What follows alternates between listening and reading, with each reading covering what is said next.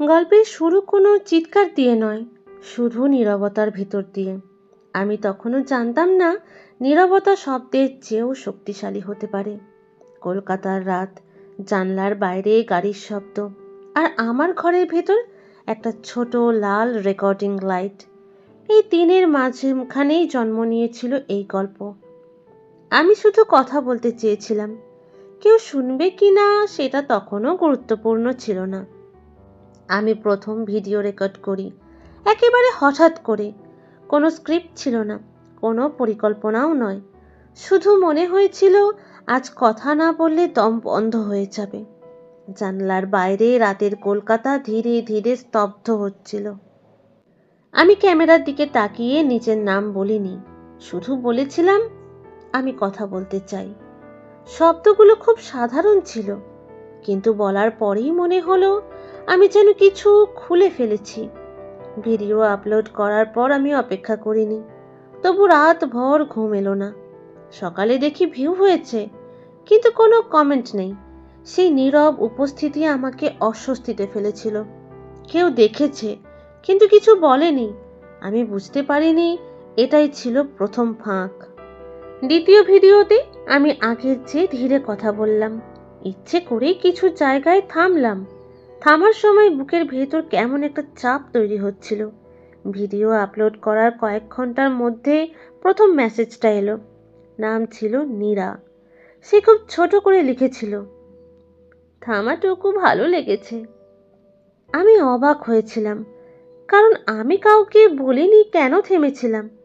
আমি উত্তর দিলাম। কথাবার্তা বড় হলো না, কিন্তু ওই একটা লাইন আমার মাথার ভেতর ঘুরতে লাগলো। কেউ থামাটুকু লক্ষ্য করেছে। সেই রাতে আমি আবার রেকর্ড করলাম। এবার থামাচ্ছিল ইচ্ছে করে। নীরা নিয়মিত শুনতে শুরু করলো। সে বেশি কথা বলতো না, কিন্তু যা বলতো সেটা জায়গায় এসে লাগতো। আমি ধীরে ধীরে বুঝতে শুরু করলাম, শব্দ নয়, ফাঁকটাই আসল। দর্শক সংখ্যা বাড়ছিল, কিন্তু কমেন্ট কমে যাচ্ছিল। আমি প্রথমবার অনুভব করলাম নীরবতা মানুষকে টেনে ধরে। ভিডিওর মাঝখানে আমি থেমে যেতাম, ক্যামেরার দিকে তাকিয়ে থাকতাম। সেই তাকিয়ে থাকার সময় মনে হতো কেউ আমায় দেখছে, শুধু শুনছে না, দেখছে। এই অনুভূতিটা ভয়ের ছিল, তবু আমি থামিনি। একদিন কমেন্ট এলো, যেখানে আমার পরের ভিডিওর থামার জায়গাটা আগেই লেখা ছিল। আমি চমকে উঠেছিলাম। এটা কাকতালীয় হতে পারে, নিজেকে বোঝানোর চেষ্টা করলাম। তবু সেই রাতে জানালার পর্দা টেনে দিলাম। রেকর্ডিংয়ের সময় গলা কাঁপছিল। আমি কথা বলার আগে শ্বাস নিলাম, যেন নিজেকে প্রমাণ করতে চাইছি যে আমি নিয়ন্ত্রণে আছি। ভিডিও শেষ করে অনেকক্ষণ ক্যামেরার দিকে তাকিয়েছিলাম। মনে হচ্ছিল ওই লাল আলোটা আমাকে দেখছে। আমি শব্দ কমিয়ে দিলাম, গল্প আর সরাসরি বললাম না, ইঙ্গিত দিলাম, অসম্পূর্ণ বাক্য রাখলাম। দর্শক বাড়ছিল, কিন্তু কেউ প্রশ্ন করছিল না। এটা আমাকে আরো বেশি অস্বস্তিতে ফেলছিল। প্রশ্ন না থাকা মানেই সবাই বুঝছে, এই ধারণাটা ভয়ানক ছিল। নীরা লিখেছিল, সব কথা বলার দরকার নেই। আমি প্রথমবার ভাবলাম, নীরা কি সত্যি একজন মানুষ, নাকি শুধু একটা কণ্ঠস্বর যা আমি তৈরি করেছি? এই প্রশ্নের উত্তর আমি চাইনি। এক রাতে রেকর্ডিংয়ের মাঝখানে বিদ্যুৎ চলে গেল। ঘর অন্ধকার হয়ে গেল, শুধু ক্যামেরার ব্যাটারির লাইট জ্বলছিল। আমি থামিনি, অন্ধকারে কথা বললাম। সেই ভিডিওটা সবচেয়ে বেশি দেখা হলো। কেউ লিখলো না, কিন্তু ভিউ বাড়তে থাকলো। আমি বুঝলাম অন্ধকার আর নীরবতা দুটোই এখন গল্পের অংশ। আমি আর আলাদা করে ভয় পাচ্ছিলাম না, ভয়টাই যেন পরিচিত হয়ে উঠেছিল। আমি ইচ্ছে করে একটা ভিডিও দেরিতে আপলোড করলাম। অপেক্ষা তৈরি করতে চেয়েছিলাম। সেই অপেক্ষার চাপ আমি নিজেই অনুভব করলাম। আপলোড করার সঙ্গে সঙ্গে ভিউ আসতে শুরু করলো। আমি বুঝলাম আমি আর একা নই।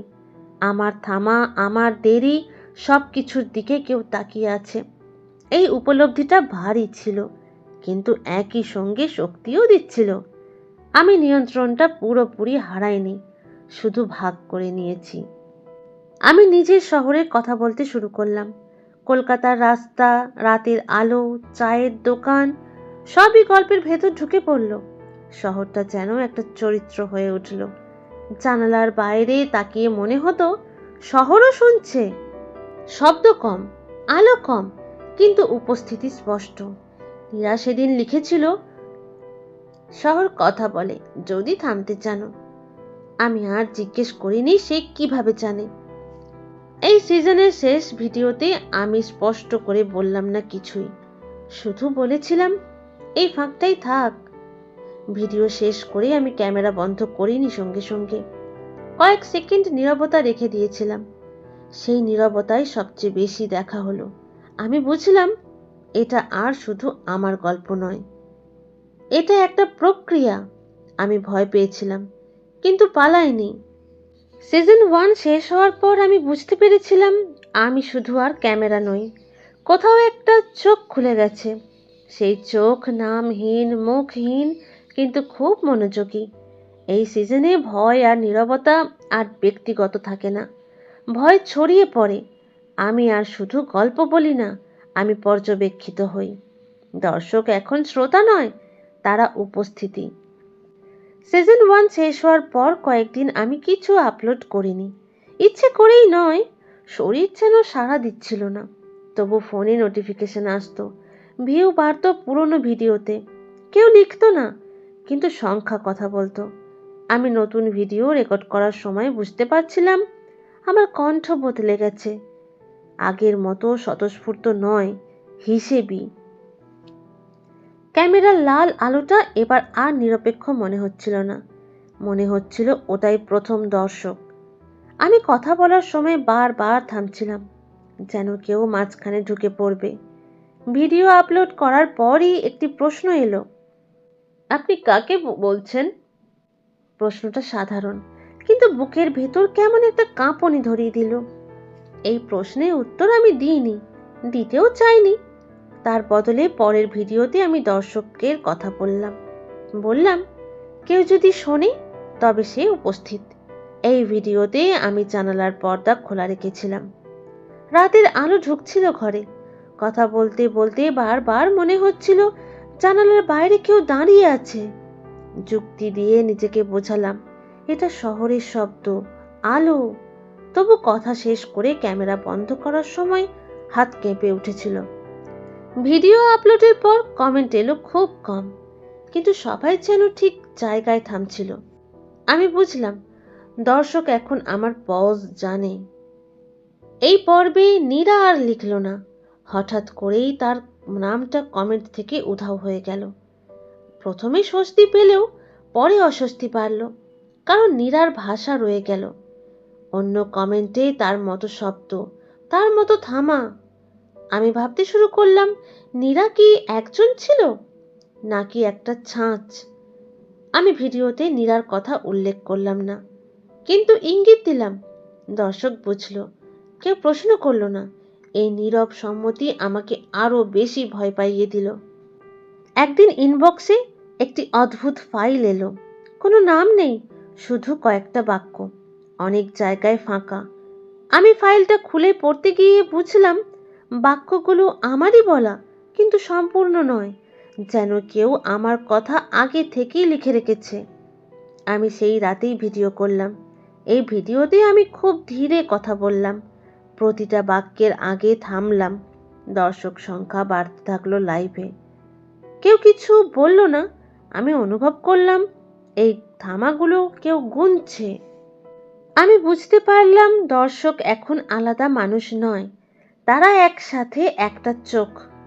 আমি এই চোখের সামনে ইচ্ছাকৃতভাবে ভুল করলাম, একটা তথ্য ভুল বললাম, সঙ্গে সঙ্গে কেউ সংশোধন করলো না। কিন্তু পরের ভিডিওতে সেই ভুল আর কেউ করেনি, যেন সবাই আগেই জানে কোনটা ঠিক। এই সমন্বয় আমাকে অবাক করেছিল। ভয়টা আর তীব্র ছিল না, বরং ঠান্ডা হয়ে গিয়েছিল। আমি বুঝলাম আমি একটা পরীক্ষার মধ্যে আছি। এই পর্বে আমি লাইভে গেলাম। লাইভ মানে নিয়ন্ত্রণ ছেড়ে দেওয়া।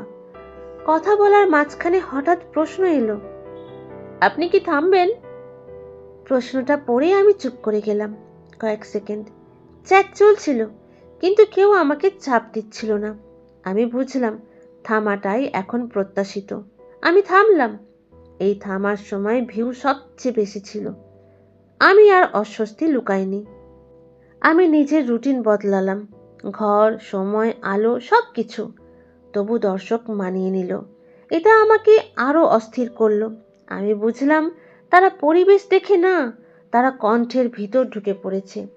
এই পর্বে আমি প্রথম স্বীকার করলাম আমি ভয় পাচ্ছি। স্বীকারোক্তির পর আশ্চর্যভাবে ভিউ কমেনি, বরং মন্তব্যগুলো আরো সংযত হয়ে গেল, যেন ভয়টাই কাঙ্ক্ষিত ছিল। এই পর্বে আমি কিছু বলিনি। পুরো ভিডিওটাই ছিল শহরের শব্দ, গাড়ি, দূরের ট্রেন, কুকুরের ডাক। আমি শুধু শুরুতে বলেছিলাম, শুনুন। ভিডিওটা অনেকেই পুরোটা দেখেছিল। শেষে কেউ লিখেছিল, আমরা শুনেছি। এই আমরা শব্দটা আমাকে দীর্ঘক্ষণ ভাবিয়েছিল। আমি বুঝলাম দর্শক এখন একক সত্তা। সিজন 2 এর শেষ ভিডিওতে আমি বললাম, আমি আপনাদের দেখছি না, কিন্তু অনুভব করছি। কথাটা বলার পর মনে হলো আমি নিজেই দর্শকের অংশ হয়ে যাচ্ছি। ভিডিও শেষ করে আমি ক্যামেরার দিকে তাকিয়ে রইলাম। এবার আর তাড়া ছিল না, ভয় ছিল, কিন্তু পালানোর ইচ্ছে ছিল না। এই সিজন শেষ হলো এই উপলব্ধি নিয়ে। দর্শক চোখ খুলেছে, আর সেই চোখ বন্ধ হবে না। সিজন 3 এ এসে আমি আর নিশ্চিত নই আমি কথা বলছি নাকি আমাকে দিয়ে কথা বলানো হচ্ছে। দর্শক, কণ্ঠ, নীরবতা সবকিছু একে অন্যের ভেতরে ঢুকে গেছে। এই সিজন কোনো উত্তরের জন্য নয়, এই সিজন মানচিত্রের জন্য। কিন্তু এই মানচিত্রে কোনো কেন্দ্র নেই, কোনো দিক চিহ্ন নেই, শুধু ফাঁক, থামা আর পুনরাবৃত্তি। আমি এখানে পথ দেখাই না, আমি নিচেই পথের অংশ হয়ে যাই। এই সিজনের প্রথম ভিডিওটা আমি সকালবেলা রেকর্ড করি। আলো পরিষ্কার ছিল, তবু অস্বস্তি কমেনি। আমি ইচ্ছে করেই কিছু বলিনি প্রথম 30 সেকেন্ড, শুধু ক্যামেরার দিকে তাকিয়েছিলাম। আশ্চর্যের বিষয়, কেউ ভিডিও ছেড়ে যায়নি। পরে আমি বললাম, যদি মানচিত্র থাকে তবে কেন্দ্রে থাকা জরুরি নয়। কথাটা বলেই থামলাম। আমার মনে হচ্ছিল এই লাইনটা আমি আগে কোথাও পড়েছি। ভিডিও শেষ করে মনে হলো আমি শুধু পুনরাবৃত্তি করছি। দ্বিতীয় পর্বে আমি নিজের পুরনো ভিডিওর অংশ ব্যবহার করলাম। নতুন কিছু বলিনি, শুধু আগের শব্দগুলো অন্য ক্রমে সাজালাম। এতে করে কথার মানে বদলে গেল। দর্শক সেটা ধরলো। কেউ লিখলো, এটা কি আগেও বলা হয়েছিল? আমি উত্তর দিইনি, কারণ উত্তর দেওয়ার কিছু ছিল না। সত্যিই বলা হয়েছিল। এই পর্বে আমি বুঝলাম ভাষা স্মৃতি রাখে, মানুষ নয়। আমি এই পর্বে নিজের নাম বললাম অনেক দিন পর। নাম বলার সঙ্গে সঙ্গেই বুকের ভেতর চাপ তৈরি হলো। দর্শকের প্রতিক্রিয়া অদ্ভুত ছিল। কেউ নাম ব্যবহার করলো না, যেন নামটা অপ্রয়োজনীয়। আমি বুঝলাম এখানে আমি ব্যক্তি নই, আমি একটা অবস্থান, একটা কণ্ঠস্বর।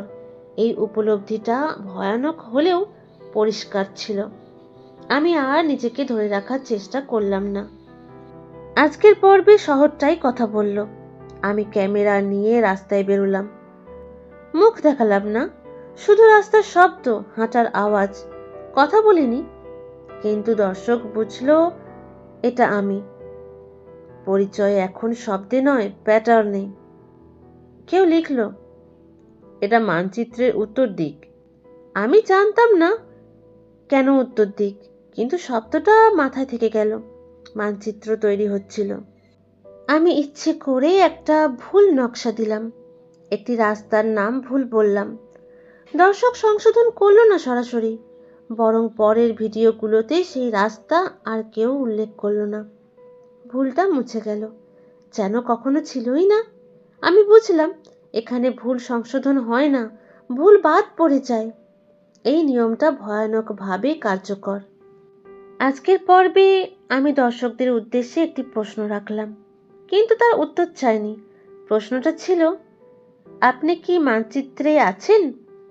লাইভ চ্যাটে কেউ হ্যাঁ বা না লেখেনি, শুধু ডট, এলিপসিস, ফাঁকা লাইন। আমি বুঝলাম তারা উত্তর দিচ্ছে না, তারা অবস্থান নিচ্ছে। এই নীরব অংশগ্রহণ আমাকে গভীরভাবে নাড়া দিল। পরের পর্বে নীরার নাম আবার ফিরে এলো, কিন্তু কেউ দাবি করলো না যে সে নীরা। নামটা শুধু ব্যবহৃত হলো যেমন একটা চিহ্ন। আমি বললাম, নীরা ব্যক্তি নয়। দর্শক কোনো আপত্তি করলো না, যেন তারা আগেই জানতো। এই পর্বে আমি প্রথমবার বুঝলাম নীরা ছিল কাঠামোর প্রথম নাম। আমি নিজের কণ্ঠ বিকৃত করলাম ইচ্ছাকৃতভাবে, তবু দর্শক বুঝলো এটা আমি। কারণ কণ্ঠ বদলালেও থামার জায়গা বদলায়নি। কেউ লিখলো, ফাঁক একই আছে। এই লাইনটা পড়ে আমার হাত ঠান্ডা হয়ে গেল। ফাঁকটাই পরিচয় হয়ে গেছে। আমি আর বলতে পারি না, আমি আর পালাতে পারি না। সিজন 3 এর শেষ পর্বে আমি বললাম, মানচিত্র সম্পূর্ণ নয়। এই কথার পর দীর্ঘ নীরবতা রাখলাম। ভিডিও শেষ করিনি সঙ্গে সঙ্গে। সেই নীরবতার সময় আমি বুঝলাম আমি মানচিত্রের কেন্দ্রে নেই, আমিই মানচিত্র। এই উপলব্ধি মুক্তি দেয়নি, শুধু সত্যি করেছে। এখানেই সিজন 3 শেষ হলো, একটা নীরব মানচিত্র রেখে, যেটা কেউ হাতে ধরে পড়তে পারে না, শুধু অনুভব করতে পারে। এই শেষ সিজনে এসে আর কিছু লুকোনোর নেই, কিন্তু তার মানে এই নয় যে সবকিছু স্পষ্ট হয়ে যাবে। নীরবতার পরেও কণ্ঠ থাকে, এই সত্যটাই এখানে ধীরে ধীরে উন্মোচিত হয়। আমি অপরাধী নই, নায়িকাও নই। আমি শুধু সেই জায়গা যেখানে অনেক কণ্ঠ এসে থামে। এই সিজনেই গল্প শেষ হয়, কিন্তু প্রক্রিয়া শেষ হয় না। এখানেই নীরবতার পরের কণ্ঠ শোনা যায়। আমি অনেক দিন কিছু আপলোড করিনি, চ্যানেল তবু জীবিত ছিল। পুরনো ভিডিওতে ভিউ আসছিল, নতুন মানুষ আসছিল, কিন্তু আমি চুপ ছিলাম। এই চুপ করে থাকাটা ছিল ইচ্ছাকৃত। আমি দেখতে চেয়েছিলাম আমি না বললেও প্রক্রিয়াটা চলতে পারে কিনা। আশ্চর্যভাবে চলেছিল। দর্শক নিজেরাই পুরনো ভিডিও জুড়ে মানে খুঁজেছিল। আমি বুঝলাম আমার অনুপস্থিতিও এখন কন্টেন্ট। এই উপলব্ধি আমাকে শান্ত করেছিল, আবার ভয়ও দিয়েছিল। ফিরে এসে প্রথম ভিডিওতে আমি কিছু ব্যাখ্যা করিনি, শুধু বলেছিলাম আমি থেমেছিলাম। এই থামার ব্যাখ্যা দর্শক নিজেরাই তৈরি করলো। কেউ বলল এটা ভয়, কেউ বলল এটা পরীক্ষা। আমি কোনোটা অস্বীকার করলাম না, কারণ সব কটাই সত্যি। এই পর্বে আমি প্রথমবার অনুভব করলাম আমি আর নিয়ন্ত্রণ করতে চাইছি না, আমি শুধু উপস্থিত থাকতে চাইছি। পরের পর্বে আমি নীরার কথা বললাম, স্পষ্ট করে বললাম, নীরা কোনো ব্যক্তি ছিল না, নীরা ছিল একটি নাম, যেটা প্রথম কাঠামোকে চিহ্নিত করেছিল। দর্শক চমকালো না, যেন তারা আগেই জানতো। কেউ লিখল, আমরাও নীরা। এই মন্তব্য পড়ে আমি দীর্ঘক্ষণ চুপ করেছিলাম। এখানে কোনো ভয় ছিল না, শুধু একটা ভারী সত্য, কাঠামো ব্যক্তির চেয়ে বড়। পরের পর্বে আমি নিজের দায়িত্ব নিয়ে কথা বললাম। আমি স্বীকার করলাম আমি জানতাম এই প্রক্রিয়া মানুষকে টেনে নেবে, কিন্তু আমি জানতাম না এটা এত দূরে যাবে। দর্শক এটাকে ক্ষমা বা দোষারোপ কোনোটাই করলো না, তারা শুধু শুনলো। এই নীরব শোনাটা আমাকে বুঝিয়ে দিল বিচার এখানেই শেষ, আর কোনো রায় নেই। তার পরের পর্বে আমি আবার শহরের দিকে ফিরলাম। কলকাতার সকাল, বিকেল, রাত সব একসাথে। আমি বললাম, শহরটাই ছিল আসল শ্রোতা। মানুষ বদলায়, শহর থাকে। দর্শক এই কথার সঙ্গে নিজেদের অভিজ্ঞতা জুড়ে দিল। কমেন্টে গল্প তৈরি হতে লাগলো। আমি বুঝলাম গল্পটা আর আমার একার নয়, এটা একটা শেয়ার করা স্মৃতি। তারপরের পর্বে আমি দর্শকদের উদ্দেশ্যে শেষ প্রশ্নটা রাখলাম, আপনারা কি চান আমি থাকি? প্রশ্নটার কোনো হ্যাঁ না উত্তর এলো না, তার বদলে এলো এক গল্প, স্মৃতি, থামা। কেউ লিখলো, আপনি থাকলেই ফাঁকটা থাকবে। এই লাইনটা পড়ে আমার চোখ ভিজে উঠেছিল। থাকার মানে আর কথা বলা নয়, থাকার মানে ফাঁক ধরে রাখা। আমি সিদ্ধান্ত নিলাম নিয়মিত আপলোড বন্ধ করব। এই ঘোষণা নাটকীয় ছিল না, খুব সাধারণভাবে বলেছিলাম। দর্শক রাগ করলো না, তারা যেন প্রস্তুতি ছিল। কেউ লিখলো, শেষ মানেই হারিয়ে যাওয়া নয়। এই পর্বে আমি প্রথমবার সত্যিকারের মুক্তি অনুভব করলাম, কারণ আমি পালাচ্ছিলাম না, আমি ছেড়ে দিচ্ছিলাম। এই পর্বে আমি শেষবারের মতো নীরবতা ব্যবহার করলাম। ভিডিওর মাঝখানে দীর্ঘ সময় কোনো শব্দ ছিল না, শুধু আমার শ্বাস। আশ্চর্যের বিষয়, এই ভিডিওটাই সবচেয়ে বেশি দেখা হলো। শেষে আমি খুব ধীরে বললাম, এটাই শেষ। কথাটা বলার পরেও কেউ ভিডিও বন্ধ করেনি সঙ্গে সঙ্গে। সবাই সেই শেষটুকু শুনতে চেয়েছিল। শেষ ভিডিওর পর আমি আর কিছু আপলোড করিনি। তবু মাঝে মাঝে কেউ নতুন ভিডিও খুঁজে আসে। তারা পুরনো ফাঁকগুলোতে নতুন মানে বসায়। আমি বুঝি, কণ্ঠ থেমে গেলেও প্রক্রিয়া থামে না। নীরবতার পরেও কিছু থেকে যায়, একটা উপস্থিতি, একটা অনুভব। এই গল্প এখানেই শেষ, কিন্তু যদি আপনি এই লাইনটা পড়ে থামেন, তবে জানবেন নীরবতার পরেও কণ্ঠ থাকে।